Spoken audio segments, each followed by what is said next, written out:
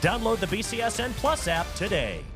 All right, Toledo Walleye are finally done playing Cincinnati and Fort Wayne every weekend. For the time being, as we welcome in Matt Melzak, the voice of the Fish. Matt, thank you for coming in. Although they will see Cincinnati in 9 days, so there you go. And they do say they will see Fort Wayne again in April as well. Yes, and Kalamazoo coming again later in the year. But yes, this last month where it has been 3 teams, Kalamazoo, Cincinnati, and Fort Wayne, it finally comes to an end. And, you know, the monotonous sometimes, we talk about it in baseball when you're playing the same team 6 straight days. You know, playing the same teams in hockey over and over again, it can get just, I don't want to say boring, maybe monotonous is probably a little bit better of a term. Although we had some great games mixed in there, including this past weekend, Mark. Familiar foes, some new faces making an impact for the Walleye, including a very familiar new face, Brandon Cruz, back in the lineup, picked up an assist on Saturday. Yeah, we talked about it when he signed on, and he was coming off the injury and the surgery in the summer, and you know, making his way back. But yes, you're adding in an impact bat, so to speak, as spring training gets started, right? We could throw in a few of those kind of terms.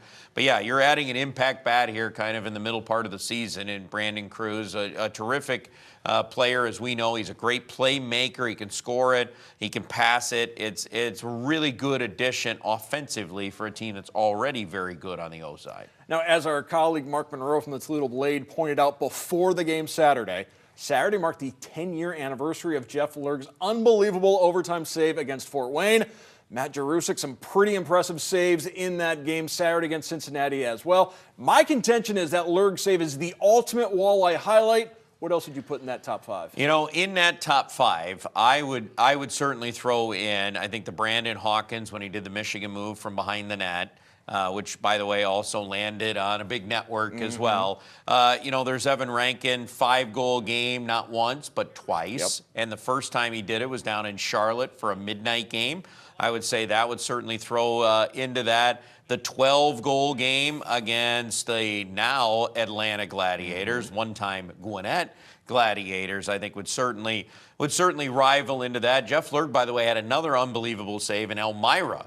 Elmira, New York, of all places, Mark, that would certainly fall into that mix. So, yeah, there's been some really great regular season moments. Obviously, we'll take the playoffs out of that because, you know, when you're clinching to go to a playoff and a championship series and double winning, overtime victory in Utah. Yes, 100%. There's a lot of things that you would say if you go to the playoffs, if you open it up to playoffs, now you really are opening up. But, yeah, I would say those are some of the ones that would pop right into my head as you asked me this question immediately to think about right now.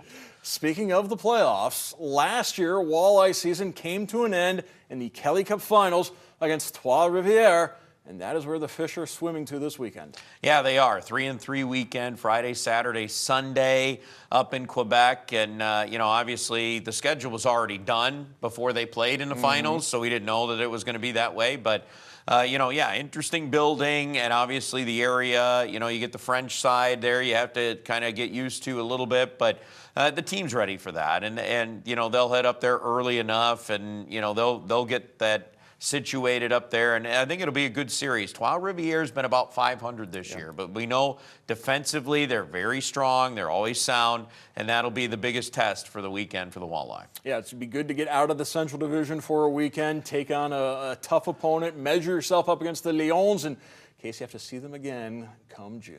Yeah, you never know, Mark. There's a long way to go still. We're only in February. That's just a taste of hockey, because tomorrow, so much more on Ice Check. Yes, that's right. 10 p.m. leading right into the fine program of Sports Nightly.